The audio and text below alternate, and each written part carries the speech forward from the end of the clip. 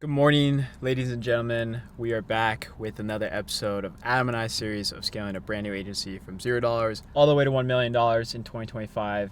And today is day 25. And right now it's 8:49 in the morning. I am going to help Colton, who you guys saw me basically pitch YouTube in short form to essentially help build his fitness coaching online business. He needs help today moving with his brother, so I'm going to go help them move into a new house. And after that, we're going to go work out. And what I have planned today for you guys in this video is explaining the exact process and tangible things and actionable items that you guys can be taking in order to create a sort of energy for yourself, a sort of personality and online figure that you essentially are going to need in the next 5 years, and if you don't, will fall behind.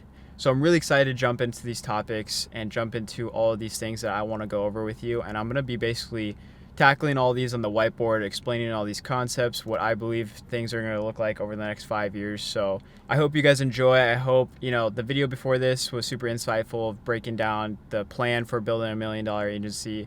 And the two videos before that were actually back-to-back shoot days with clients. So I hope these videos are helping you guys, and we're continuing to push through and get these first 30 out. So with that being said, I will see you guys on the whiteboard. Okay guys, like I told you earlier, I'm gonna be basically doing a whiteboard session for today's video and talking to you about the one thing.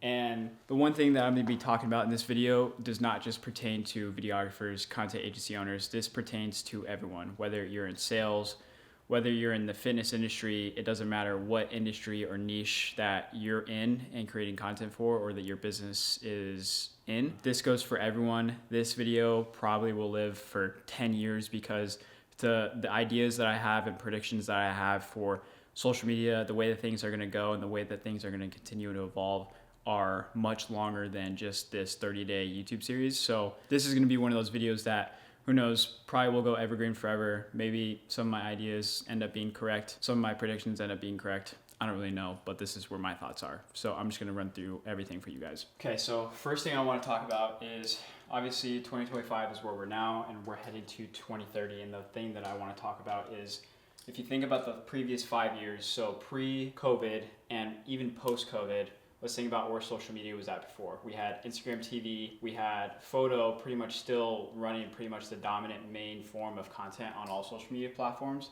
And what changed everything? It was 2020. It was when COVID hit. So 2020 pretty much broke the ground for everything that is existing now. TikTok, scrolling, Instagram Reels, even people posting content on TikTok and Facebook.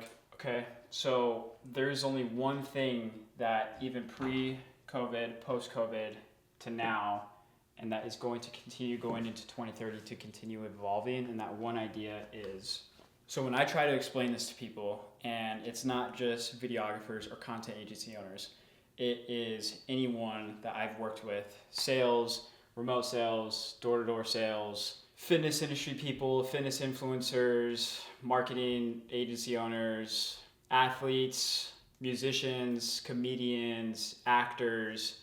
Think of people that come to the top of your mind. Like, for instance, Dwayne Johnson, The Rock, he has his own tequila, right? Same with like Mark Wahlberg, Conor McGregor, they have their own liquor lines. You think of people like Kendall Jenner, who has her own tequila. Kylie Jenner, obviously all of her own line of makeup. Same thing with Kim Kardashian. There's a reason why the people that I'm naming are 9 to 10 figure business owners. And it's not because the product that they made is somehow going to make you live forever or make you look young forever, or some magical product that sets itself apart. What that product actually represents is the person that is selling it, the personal brand.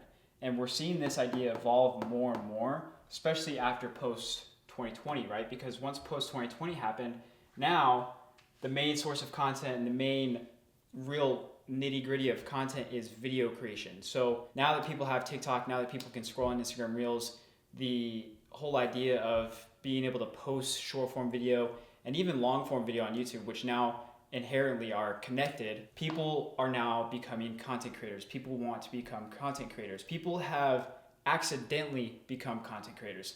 Again, I'm always going to go back to this example because you think of someone like Sam Solik. Sam Solik did not have the intention of becoming what he is now in the content industry. And yes, he's in the fitness industry, he works out, that's what he does, but he grew his following to a level that I don't think people can even comprehend in the shortest amount of time possible. And now he can go sell anything and people will buy because he has a bought-in audience. So the main idea here is personal brand, but there's a lot of factors to this. So I just put a bunch of stuff that connects to personal brand. I kind of want to walk through every single one. So the product or service obviously is going to matter. It doesn't matter as much as the actual person and what they're selling, but of course the product and service that you're selling is going to matter, and everything has to be articulated very intentionally, all the way from the top funnel of the content to the bottom of the funnel. Exactly what you are selling as far as a service or a product needs to be articulated in a very intentional way in order to actually create a buyer persona for whatever you're selling. The consistency will go in with the content distribution. You take a look at people like Gary Vee, who talk about all the time on social media. He even presses people who come to his in-person events. People pay to literally stand in a line and go meet and talk to this guy. And he will tell you to your face, he will ask you, how many times a day are you posting? How much are you posting on social media? What's your business doing right now? Where are you at? Where do you stand? People usually say, some kind of poor answer. My business is doing poor. My social media is performing poorly. Okay, and his first question is, how much are you posting? How much are you actually putting out? So the consistency and the content distribution will tie with one another, but I'm gonna go over this last because this is the key to everything. Obviously, the business industry that you're in is going to matter, and making sure that you're able to market it directly and you have control over the demographics that you're distributing your content to. Also a direct connection there.